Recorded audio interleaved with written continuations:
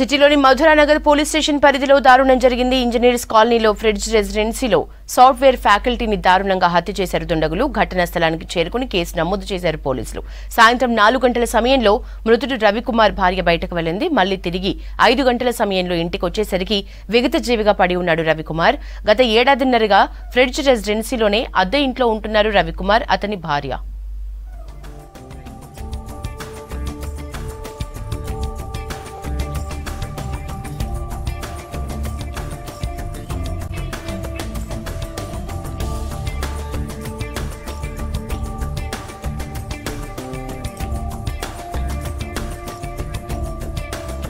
ప్రజల సేవ చేసే రంజిత్ రెడ్డి ఓటేసి గెలిపించాలని కోరారు చేవెళ్ల కాంగ్రెస్ ఎంపీ అభ్యర్థి గడ్డం రంజిత్ రెడ్డి సతీమణి సీతారెడ్డి.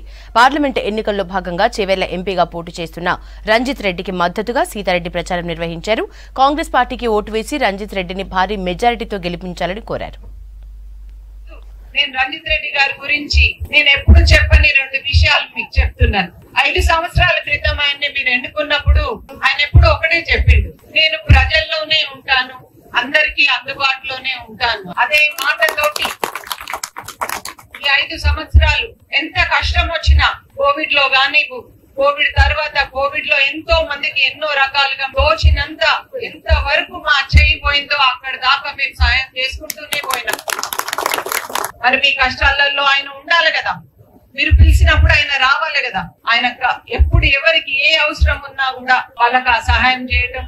మరి మొన్న అనుకోకుండా ఎలక్షన్ క్యాంపెయిన్ లో బైక్ ర్యాలీలో కూడా మరి అది ఏంటో మళ్ళీ కూడా ఇప్పుడు కాలింది, అయినా కూడా అది కాలింది, ఇన్ఫెక్షన్ కూడా వచ్చింది. కానీ ఇప్పుడు పరిస్థితి కాదు, ఆగలేని పరిస్థితి. అది నేను మీకు అందరికీ ఈ విషయం ఎందుకు చెప్తున్నానంటే ప్రజల పట్ల ఆయనకున్న అభిమానం. నన్ను ఎన్నుకున్న ప్రజలకి నేను మోసం చేయను. నేను ఎట్టి పరిస్థితుల్లో ఉన్నా, ఏ కష్టాలలో ఉన్నా కూడా నేను వాళ్ళు పిలిస్తే నేను ఉండాలి అని అన్న ఉద్దేశంతో ఇన్ని సంవత్సరాలు నేను ఏ రోజు ఏ ఊరికి వచ్చినా మనకు ఒక ఎల్లమ్మ గుడి, ఒక పోచమ్మ గుడి, ఒక హనుమాన్ గుడి, రాముల వారి గుడి ఉంటుంది. ఏ ఊరికి వెళ్ళినా ఆ గుడి దగ్గర నేను దండం పెట్టుకొని సారు చేసిన అభివృద్ధి మేము ఇవాళ మాట్లాడుకొని మీ దగ్గరకు వచ్చి ఓట్లు అడుగుతున్నాం. మేము ఇవాళ 5 సంవత్సరాలు కష్టపడ్డాం. రంజిత్ రెడ్డి సారు ఈ 5 ఏళ్లలో ఏదైతే చేసిందో అది నేను వెళ్ళిన ప్రతి గడపకు నేను చెప్పుకొని, నేను అందరి సహకారాన్ని సార్కి ఓటేయండి, మీరు ఒక మంచి నాయకుడిని ఎన్నుకోండి అని అందరికీ. రాష్ట్రానికి కేంద్రం 10 లక్షల కోట్లు ఇచ్చిందన్నారు సికింద్రాబాద్ బీజేపీ ఎంపీ అభ్యర్థి కిషన్ రెడ్డి. కేంద్రం గాడిద గుడ్డిచ్చిందంటావా రేవంత్ రెడ్డి అని ఫైర్ అయ్యారు. రుణమాఫీ పేరుతో సీఎం మోసం చేశారన్నారు. రుణమాఫీ చేస్తారన్న సీఎం ఎందుకు చేయలేదని ప్రశ్నించారు. వచ్చే ఎన్నికల్లో బీజేపీ అత్యధిక స్థానాల్లో గెలవబోతోందని చెప్పారు. ప్రజలు స్వచ్ఛందంగా ముందుకొచ్చి బీజేపీకే మా ఓటని చెప్తున్నారన్నారు కిషన్ రెడ్డి. తెలంగాణలో అత్యధికమైనటువంటి స్థానాలు భారతీయ జనతా పార్టీ గెలవబోతా ఉంది. ఇందులో ఏ రకమైనటువంటి సందేహం లేదు, ఏ రకమైనటువంటి అనుమానాలు కూడా మాకు లేవు. ప్రజలు భరోసా ఇస్తున్నారు. మీ పార్టీ తెలంగాణలో మెజార్టీ సీటు గెలుస్తుంది, భారతీయ జనతా పార్టీ దేశంలో రావాలి, నరేంద్ర మోడీ గారి నాయకత్వంలో అనేటువంటి మాట 1కి 10 సార్లు. ఇంట్లో ఒక వ్యక్తి ఉంటే ఒక వ్యక్తి కాదు, ఇంట్లో ఉన్నటువంటి ప్రతి ఒక్క వ్యక్తి కూడా పోటీలు పడి ఈరోజు మా కార్యకర్తలు ఇంటింటికి వెళ్తున్నప్పుడు మాట్లాడుతున్నటువంటి పరిస్థితి. ఎంత నెగటివ్ ప్రచారం బీజేపీ పట్ల చేశారో అంత పాజిటివ్గా ఓటర్స్ బీజేపీకి అనుకూలంగా మారుతుంది. ఈ రాష్ట్రంలో గతంలో టీఆర్ఎస్ పార్టీ కోటేశారు, 10 సంవత్సరాలు పరిపాలన చేశారు. అంతకుముందు 10 సంవత్సరాలు కాంగ్రెస్ పార్టీ పరిపాలన చేసింది. ఇప్పుడు మళ్ళీ కాంగ్రెస్ పార్టీ అధికారంలోకి వచ్చింది. కాబట్టి తెలంగాణ ప్రజలు ఈసారి బీజేపీకి మెజార్టీ సీట్లు వస్తాం, మెజార్టీ ఓట్లు వేద్దామనేటువంటి ఆలోచనకు నిర్ణయం తీసుకున్నారనే విషయాన్ని మనం చేస్తా ఉన్నాం. ముఖ్యమంత్రి గారికి బూతులు మాట్లాడము, పెద్ద పెద్ద కోతలు కోయడము తప్ప చేతలు ఏమీ లేవు. ఒక చేతలు ఉన్నాయి, ట్యాక్సీ వసూలు చేసే చేతలు ఉన్నాయి తప్ప తెలంగాణ ప్రజలకు మేలు చేసే చేతలు లేవు. బీఆర్ఎస్కు, కాంగ్రెస్ పార్టీకి, భారతీయ జనతా పార్టీ నేతృత్వంలోని కేంద్ర ప్రభుత్వం పట్ల 2 ఒకటే వైఖరి అవలంబిస్తున్నాయి. భారతీయ జనతా పార్టీ సానుకూలమైనటువంటి వాతావరణము తెలంగాణలో అన్ని ప్రాంతాల్లో కనిపిస్తూ ఉంటే ముఖ్యమంత్రి గారు డైజెస్ట్ చేసుకునేటువంటి పరిస్థితుల్లో రేవంత్ రెడ్డి గాడిద గుడ్డు ఎక్కడి నుంచి తెచ్చాడో, మేము తెలంగాణకి ఏమి ఇచ్చామో, రేవంత్ రెడ్డి గాడిద గుడ్డు ఎక్కడి నుంచి తెచ్చాడో, ఏ గాడిది గుడ్డు పెట్టిందో ఆయనకు, ఏ గాడిది గుడ్డు పెడితే ఆ గుడ్డు ఆయన దగ్గరకు వచ్చిందో, ఆ గుడ్డు తీసుకొని తల మీద పెట్టుకుని ఏ రకంగా ఊరేగుతున్నాడో దీని మీద చర్చకు సిద్ధంగా ఉన్నాను నేను. తెలంగాణకు మేము ఏమి ఇచ్చాం? 9 లక్షల కోట్లకు పైగా గత 9 సంవత్సరాలుగా తెలంగాణలో కేంద్ర ప్రభుత్వం ఖర్చు పెట్టినటువంటి విషయానికి ప్రతి నయా పైసా లెక్క చెప్పడానికి సిద్ధంగా ఉన్నాను నేను. అబద్ధాలు ప్రచారం చేయడంలో కేసీఆర్ కుటుంబము, రేవంత్ రెడ్డి పోటీలు పడతా ఉన్నారు. భారతీయ జనతా పార్టీకి వ్యతిరేకంగా, భారతీయ జనతా పార్టీ పైన బురద జల్లే విషయంలో, భారతీయ జనతా పార్టీ పట్ల అబండాలు మోపే విషయంలో కేసీఆర్ కుటుంబము, రేవంత్ రెడ్డి పోటీలు పడి మాట్లాడుతున్నారు. ఇంతకంటే దురదృష్టం లేదు. ఈ దేశ ప్రధానమంత్రి స్వయంగా వచ్చి తెలంగాణ గడ్డ మీద చాలా స్పష్టంగా నా కంఠంలో ప్రాణం ఉన్నంత వరకు రిజర్వేషన్స్ సమర్థవంతంగా అమలు చేసే విధంగా చర్యలు తీసుకుంటానని చెప్తే ఇద్దరు చెరొక రకంగా, టీఆర్ఎస్ ఏమో యూటీ వద్ద, లేకపోతే కృష్ణానదిని ఢిల్లీ తీసుకుపోతాడు, లేకపోతే గోదావరి నదిని ఢిల్లీ తీసుకుపోతాడు. ఏమైనా అర్థం ఉందా? మీరు ఈసారి హైదరాబాద్ ఎంపీగా మాధవీలతను అత్యధిక మెజారిటీతో గెలిపించాలన్నారు బీజేపీ ఎంపీ నవనీత్ కౌర్. హైదరాబాద్ మరో పాకిస్తాన్ కాకుండా ప్రజలు చూడాలన్నారు. పార్లమెంట్లో హైదరాబాద్ వికాసానికి మాధవీలత గలమెత్తుతుందని అన్నారు నవనీత్ కౌర్. ఎంఐఎం అభ్యర్థిగా మద్దతుగా కాంగ్రెస్ డమ్మీని నిలబెట్టిందన్నారు. బీజేవైఎం ఆధ్వర్యంలో జరిగిన హైదరాబాద్ పార్లమెంటు నియోజకవర్గ సమావేశానికి ముఖ్య అతిథిగా హాజరయ్యారు నవనీత్ కౌర్. महिलाओं का सम्मान होना चाहिए, तो 3 तलाक लाया। मैं आपको इतना बताना चाहती हूँ कि यह मतदार संघ की चर्चा जब पूरे देश में चल रही है कि इतना बड़ा लोक संख्या का मतदार संघ है, कंस्टिट्यूंसी है जिसमें 11-12 लाख, ओबीसी जिसके भरोसे उछल रहा है ना, सालों से सालों पीढ़ियां हैदराबाद में तुमने, अगर तुमने तुम्हारे काम में इतना दम है ना, आओ महाराष्ट्र में। तुम क्या, तुम्हारा एमआईएम का जो हमारे संभाजी नगर में खड़ा है। కాంగ్రెస్ దేశాన్ని ఆగం చేసిందన్నారు జేవెళ్ల పార్లమెంటు బీజేపీ అభ్యర్థి కొండ విశ్వేశ్వరరెడ్డి. ప్రధాని మోదీ భారత్ను అభివృద్ధి చేసి ప్రపంచ పటంలో నిలబెట్టారన్నారు. రంగారెడ్డి జిల్లా మైలార్దేవుపల్లిలో ఏర్పాటు చేసిన ఛాయ్ పే చర్చ కార్యక్రమంలో రాజస్థాన్ సీఎం భజన్ లాల్ శర్మతో కలిసి కొండ విశ్వేశ్వరరెడ్డి పాల్గొన్నారు. భారత్ అభివృద్ధి చెందాలంటే బీజేపీతోనే సాధ్యమవుతుందని అన్నారు భజన్ లాల్ శర్మ. ఈసారి బీజేపీ 400 సీట్లకు పైగానే గెలుస్తుందన్నారు. కొండ విశ్వేశ్వరరెడ్డి భారీ మెజారిటీతో గెలిపించాలని కోరారు రాజస్థాన్ సీఎం. దేశాన్ని రక్షిస్తుండు, అటు పాకిస్తాన్ చైనా నుంచి, ఇటు పేదలను ఆదుకుంటుండు, అటు ధర్మాన్ని కాపాడుతుండు, ఎకానమీని 10వ స్థాయి నుంచి 5వ స్థాయికి తీసుకుంటుంది. దేశ అభివృద్ధి, దేశ భవిష్యత్తు బీజేపీ పార్టీ. ఇక్కడ BJP party Chevella number 2 button 2 లక్షలతో గెలుస్తున్న ఒకసారి అది కమలం. మన రాష్ట్రంలో ఎన్ని సీట్లు కైవసం చేసుకుంటారు? 12 సీట్లు గెలిస్తే తప్పదు. అండ్ గెలుపు ఈరోజు సాయంత్రం తీసుకోవాలైతే పోస్టల్ బ్యాలెట్ అయిపోతలేదు. అయితే ఆ పోస్టల్ బ్యాలెట్ నేను అనుకుంటున్నా ఓన్లీ 1 వే పోస్టల్ బ్యాలెట్ పోగా 80 నుంచి 90% ఒకటే డైరెక్షన్లో ఇచ్చింది. ఇక ఎందుకు నాకు సంతోషం మీరేమో అనుకోండి. మేమే కాదు, ఇవాళ సాయంత్రము డాన్స్లు ఇంకా సెలబ్రేషన్స్ ఇవాళ సాయంత్రం నుంచి మొదలైంది. तेलंगाना में भी जगह जगह कमल खिलेंगे। हम यहाँ पर प्रचंड बहुमत के साथ जीत कर जाएंगे। मारवाड़ भाइयों से, मारवाड़ के निवासियों से, राजस्थान के निवासियों से, उत्तर भारत के मेरे सभी मतदाताओं से भी मैं अपील करना चाहूँगा आपके माध्यम से जागरूक होकर अधिकतम मतदान करें, अधिक से अधिक मत दें और 2 नंबर का बैलेट पर कमल है उसका बटन दबाए भाई विश्वेश्वर रेड्डी जी को विजय श्री बनाए। हैदराबाद की सीट कैसी? निश्चित हमारी जीत है। इस बार हैदराबाद की जनता के अंदर वो उत्साह है कि जो देखते ही बनता है। और हमारे विपक्ष के साथी अब मंदिर मंदिर घूम रहे हैं और वहाँ जाकर भगवान से आशीर्वाद ले रहे हैं। आप समझ के होंगे ये हार का प्रतीक है। निश्चित मान के चलिए हैदराबाद में कमल खिलेगा। भारतीय जनता पार्टी का ही प्रत्याशी बहन हमारी यहाँ से निश्चित जीतेगी। आपके बार हैदराबाद अब की बार हैदराबाद से पक्का ही माना चलो। देखो तेलंगाना की बात करता हूँ, हैदराबाद तो है ही जी, हैदराबाद तो हम निश्चित ही जीतेंगे। हम कल्पना करेंगे इस बार ऐतिहासिक जीत यहाँ पर होगी। और ये तैयारी केवल मात्र लोकसभा की नहीं है, आने वाले समय में आगामी टाइम में और यहाँ शासन भी, राज्य में शासन भी भारतीय जनता पार्टी का होगा। जनता जागरूक हो चुकी है, अब किसी भी बहकाव में आने वाली नहीं है। मोदी जी जीतेंगे, कमल का फूल यहाँ पर खिलेगा।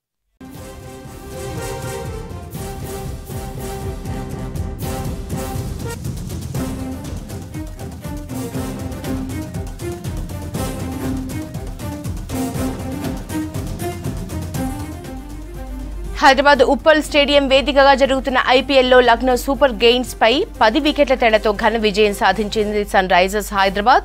మొదట బ్యాటింగ్ చేసిన లక్నో నిర్ణీత 20 ఓవర్లలో 4 వికెట్లు కోల్పోయి 165 రన్స్ చేసింది. సొంత గడ్డపై సన్ రైజర్స్ బ్యాట్స్మెన్ చెలరేగారు. దీంతో 166 పరుగుల టార్గెట్ ని ఒక్క వికెట్ కూడా నష్టపోకుండా 9.4 ఓవర్లలోనే ఛేదించింది. అభిషేక్ శర్మ 75, ట్రావిస్ హెడ్ 89 పరుగులతో నాట్అవుట్ గా ఉన్నారు. హైదరాబాద్ ఉప్పల్ స్టేడియం వేదికగా జరుగుతున్న ఐపీఎల్ లక్నో సూపర్ గెయిన్స్ పై 10 వికెట్ల తేడాతో ఘన విజయం సాధించింది సన్ రైజర్స్ హైదరాబాద్. మొదట బ్యాటింగ్ చేసిన లక్నో నిర్ణీత 20 ఓవర్లలో 4 వికెట్లు కోల్పోయి 165 రన్స్ చేసింది.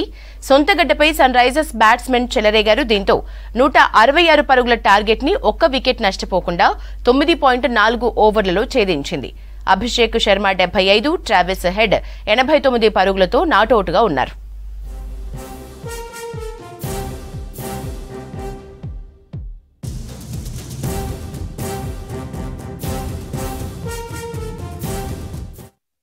BRS social media convener Krishank ను చేయని తప్పుకు జైల్లో పెట్టారన్నారు మాజీ మంత్రి ఎమ్మెల్యే కేటీఆర్. చంచల్గూడ జైల్లో రిమాండ్లో ఉన్న క్రిషాంక్ ను కుటుంబ సభ్యులతో కలిసి ములాఖతులో కలిశారు కేటీఆర్. క్రిషాంక్ సోషల్ మీడియాలో పెట్టిన ఓయూ సర్క్యులర్ పై సీఎం రేవంత్ కి సవాల్ విసిరారు. క్రిషాంక్ తప్పు చేశాడని తేలితే తాను జైలుకు పోవటానికి సిద్ధమన్నారు. ఇప్పటికైనా ప్రభుత్వం క్షమాపణలు చెప్పి క్రిషాంక్ ను విడుదల చేయాలని డిమాండ్ చేశారు కేటీఆర్. తప్పు చేసిన రేవంత్ రెడ్డి ఇవాళ బయట తిరుగుతూ ఉన్నాడు. ఫోర్జరీ చేసి ఉస్మానియా చీఫ్ వార్డెన్ యొక్క లెటర్ను ఫోర్జరీ చేసిన క్రిమినల్ ఏమో ఈ రాష్ట్రానికి ముఖ్యమంత్రి. కానీ అసలు నోటీస్ని బయట పెట్టిన క్రిషాంక్నేమో ఈరోజు చెంచల్గూడ జైల్లో పెట్టినారు. దీన్ని బట్టే చెప్పవచ్చు ఈ రాష్ట్రంలో వ్యవస్థ ఎట్లా పనిచేస్తూ ఉంది, ఈ రాష్ట్రంలో ప్రభుత్వ పనితీరు ఎట్లా ఉందో దీన్ని బట్టే చెప్పవచ్చు. ఇవాళ ఈ రాష్ట్ర ముఖ్యమంత్రిగా ఉన్న రేవంత్ రెడ్డి గారిని నేను అడుగుతా ఉన్నా, క్రిషాంక్ కనుక పెట్టిన సర్క్యులర్ తప్పైతే నేను ఇదే చెంచల్గూడ జైల్లో నేను జైలుకి పోతాను. ఒకవేళ నువ్వు పెట్టిన సర్క్యులర్ ఫేక్ అని మేము రుజువు చేస్తే నువ్వు జైల్లో కూర్చుంటావా అని చెప్పి నేను రేవంత్ రెడ్డిని అడుగుతా ఉన్నా. తప్పకుండా ప్రతిదానికి కూడా బదులు చెప్పే టైం వస్తుంది, ప్రతిదానికి కూడా మితితో సహా చెల్లించే టైం కూడా వస్తుంది. ఒక ఫాల్స్ కేసులా ఇన్ని రోజులు జైల్లో పెట్టడం క్రిషాంక్ని, what message are we giving to the public? నిజంగానే కష్టం ఉన్నోళ్ళు ఇట్లా ఫాల్స్ కేసులనే లోపటేసి ఇన్ని రోజులు పెడుతున్నారంటే ఎవరన్నా జ్యుడిషియరీకి అప్రోచ్ అయ్యే అవకాశం ఉంటుందా? I request the judiciary to kindly, you are an independent institution, we have full trust, full faith in you. So kindly it's my appeal to the judge to kindly take a decision, ఎందుకంటే this case is not about one person. ప్రజలకు ఏ కష్టం వచ్చినా తోబుట్టులా అండగా ఉంటారన్నారు Malkajgiri Congress MP అభ్యర్థి సునీత మహేందర్ రెడ్డి. ప్రజల సమస్యలు ఎప్పటికప్పుడు ప్రభుత్వం దృష్టికి వెళ్లి తీరుస్తానని హామీ ఇచ్చారు. కాంగ్రెస్ ని గెలిపించేందుకు ప్రజలు సిద్ధంగా ఉన్నారని తెలిపారు కేంద్ర మాజీ మంత్రి సర్వే సత్యనారాయణ. కూకట్పల్లి నియోజకవర్గంలో కేంద్ర మాజీ మంత్రి సర్వే సత్యనారాయణతో కలిసి రోడ్ షోలో పాల్గొన్నారు సునీత మహేందర్ రెడ్డి. నేను మిమ్మల్ని మీకోసం పనిచేస్తా 5 సంవత్సరాలని నేను మీకు మాట ఇస్తున్నా. మీకోసమే 5 సంవత్సరాలు ఏ సమస్య ఉన్నా ప్రభుత్వ దృష్టికి తీసుకెళ్లి సమస్యలు సాల్వ్ చేయడంలో నేను ముందుండి మీ సమస్యలకు అందుబాటులో ఉండి మీకు అండగా మీ తోబుట్టులాగా ఒక ఫ్యామిలీ మెంబర్లా నాకు ఏ సమస్యలు ఉన్నా చెప్పి నేను ప్రభుత్వ దృష్టికి తీసుకెళ్లి మీ సమస్యలని సాల్వ్ చేయడంలో నేను ముందుంటానని మీకు మాట ఇస్తూ ఈ అవకాశం ఇచ్చిన మీ అందరికీ నమస్కారాలు తెలియజేస్తూ, ప్రతి ఓటు కూడా పడేటట్టు మనం అందరం కృషి చేయాలి.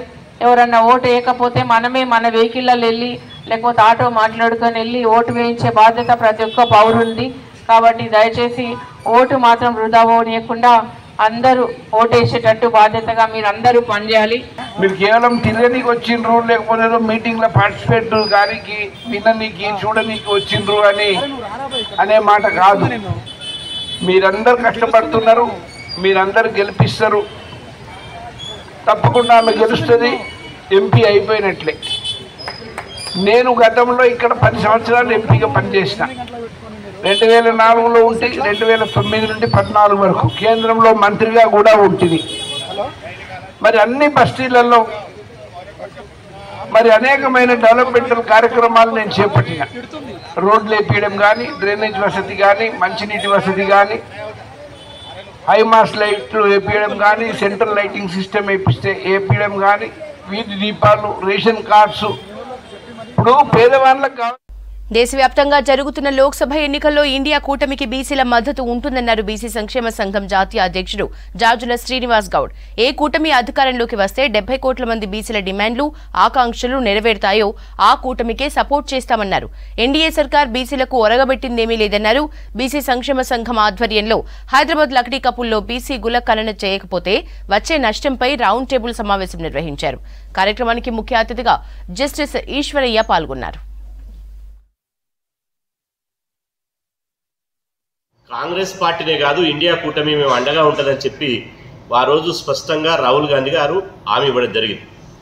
వారి హామీ మేరకు వారు చేపట్టినటువంటి భారత్ జోడో యాత్రలో కానీ, అదేవిధంగా వారు చేపట్టినటువంటి భారత్ న్యాయ యాత్రలో కానీ, వారు పాల్గొన్నటువంటి సభలో కానీ 70 కోట్ల మంది మా బీసీల ఆకాంక్షలను, మా బీసీల బతుకులను, మా బీసీ డిమాండ్లను వారు ప్రతి బహిరంగ సభల్లో లక్షలాది మంది సాక్షిగా మాట్లాడడం జరిగింది. అందుకు రాహుల్ గాంధీ గారిని మేము మనస్ఫూర్తిగా అభినందిస్తున్నాం. సామాజిక రిజర్వేషన్లకు ఈ బీజేపీ ప్రభుత్వం 50% సీలింగ్ విధించింది కాబట్టి ఈ క్యాప్ను ఎత్తివేసి జనాభా డామాష్ ప్రకారం బీసీ రిజర్వేషన్లు పెంచాలి. మహిళా బిల్లులో బీసీ మహిళలకు సబ్ కోటా కల్పించాలి. క్రిమిలేయర్ను రద్దు చేయాలి. మా జనాభా డామాష్ ప్రకారం అటెండర్ నుంచి ఐఏఎస్ వరకు ఇవాళ మా ఉద్యోగుల ప్రాతినిధ్యం దక్కాలి అని చెప్పి మేము ఇచ్చినటువంటి ఈ డిమాండ్లను యాజ్ టీజ్గా ఇండియా కూటమి తీసినటువంటి మేనిఫెస్టోలో చేర్చడం జరిగింది. నరేంద్ర మోదీ గారిని చెప్పమనండి, మేము అధికారంలోకి వస్తే ఒక ఓబీసీ మినిస్టర్ పెడతామని చెప్పమనండి, మేము కులగణన చేస్తామని చెప్పమనండి, బీసీలకు రిజర్వేషన్లు పెంచుతామని చెప్పమనండి. పెంచరు. ఇవాళ మళ్ళీ కొత్త పనులు అందుకురు. ముస్లిం రిజర్వేషన్లు రద్దు చేసి మేము ఆ రిజర్వేషన్లను బీసీ ఎస్సీ ఎస్టీలకు ఇస్తామట. ఇంత సిగ్గు తప్పిన మాటలు, ఇంత విలువలేని మాటలు, ఇంత విశ్వసనీయత లేని మాటలు మాట్లాడడం. యూపీఎస్సీ ఫారెస్ట్ సర్వీస్ ఫలితాల్లో లా ఎక్సలెన్స్ ఐఏఎస్ అకాడమీ విద్యార్థులు ఉత్తమ ప్రతిభ కనబరిచారు. ఇండియన్ ఫారెస్ట్ సర్వీస్ లో ఆల్ ఇండియా 22, 44, 124, 135 ర్యాంకులను సాధించారని తెలిపారు. అకాడమీ డైరెక్టర్ డాక్టర్ రాంబాబు తాము సివిల్స్ కి ఎంపిక కావడంలో లా ఎక్సలెన్స్ ఫ్యాకల్టీ పాత్ర కీలకమైందన్నారు. విద్యార్థులు ఇండియన్ ఫారెస్ట్ సర్వీస్ అనేది పర్యావరణానికి దగ్గరగా ఉండేదన్నారు. ఈ సర్వీస్ కి తాము ఎంపిక కావటం ఆనందంగా ఉందన్నారు. ప్రతిభ కనబరిచిన విద్యార్థులకు అశోక్ నగర్లోని అకాడమీలో ఘనంగా సన్మానించారు ఫ్యాకల్టీ. ఆల్ ఇండియా ర్యాంక్ 124 వచ్చింది ఇండియన్ ఫారెస్ట్ సర్వీసెస్లో. అండ్ ఐఎమ్ హ్యాపీ దట్ నాకు ఈ ప్రిపరేషన్లో లా ఎక్సలెన్స్ అన్ని విధాలుగా హెల్ప్ చేశారు. స్పెషల్గా Rambabu sir, Venkatamohan sir and ఇంకా other faculty members Karthik, Rammohan sir, Satish అన్న. So there are many people అన్ని విధాలుగా చేశారు. Beat library, beat test series and even మేము ఇంటర్వ్యూకి వెళ్ళినప్పుడు మాకు ఢిల్లీలో కూడా అకామిడేషన్స్ కూడా వెరీ మచ్ హెల్ప్ఫుల్. నా పేరు మన్నేం అజయ్ కుమార్. I'm from Warangal. ఈసారి I'm fortunate enough to get 44 rank in Indian forest service exam. Forest services అనేది మనకి అన్నిట్లా కనిపిస్తుంది. ఫారెస్ట్ అనేది కనిపిస్తుంటుంది, ఎన్వైరన్మెంట్ కనిపిస్తుంటుంది. కాకపోతే అదే అన్నిటికంటే ఇంపార్టెంట్, కానీ మనం జనరల్లీ పట్టించుకోము. And I'm fortunate enough that ఈసారి ఫారెస్ట్ సర్వీసెస్ వచ్చింది. నా పేరు సాయి వినోద్ కృష్ణ. నాకు ఈసారి 109th ర్యాంక్ వచ్చింది all India Indian forest service exam UPSC దాంట్లో. సో ఇది నాకు ఎగ్జామ్లో 4th అటెంప్ట్ ఫారెస్ట్ సర్వీస్కి. అండ్ సివిల్స్లో కూడా 5 అటెంప్ట్స్ ఇచ్చాను. లాస్ట్ టైం సివిల్ సర్వీసెస్లో ఇంటర్వ్యూకి వెళ్ళాను, బట్ ర్యాంక్ రాలేదు. సో ఈసారి ఫారెస్ట్ సర్వీస్లో 109th ర్యాంక్ వచ్చింది. ఇండియన్ ఫారెస్ట్ సర్వీస్కి సివిల్ సర్వీసెస్కి కామన్ ఎగ్జామ్ ఉంటుంది ప్రిలిమ్స్లో. ఇండియన్ ఫారెస్ట్ సర్వీస్ కూడా అత్యున్నతమైన సర్వీస్. సో యూపీఎస్సీ రిజల్ట్స్ తర్వాత దీనికి రావడం జరుగుతుంది. సో మన విద్యార్థులు ఇండియన్ ఫారెస్ట్ సర్వీస్లో ర్యాంక్స్ సాధించారు.